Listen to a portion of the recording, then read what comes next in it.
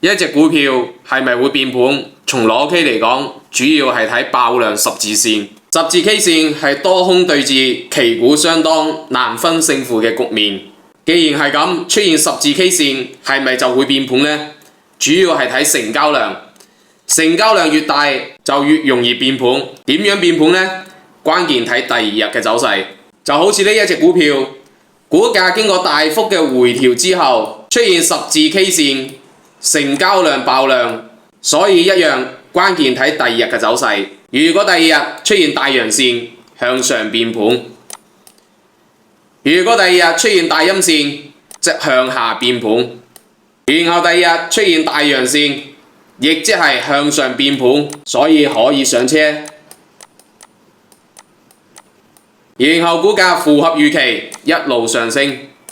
又譬如呢一隻股票，股價經過一定嘅升幅之後，過前高位收出十字線，同樣成交量出現爆量，所以要小心佢變盤。然後第二日走出大陰線，所以走。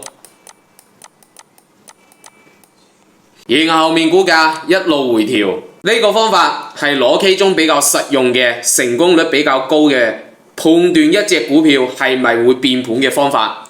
十字 K 線加成交量爆量係呢個方法缺一不可嘅條件。然後再配合第二日係咪出大陰線定係出大陽線，結合去判斷就 OK 啦。好啦，今期視頻就分享到呢度，祝各位行運睇到我視頻嘅老友記股市長紅，大家都係越嚟越好。我哋下期見，醒你更多粵語股市乾貨。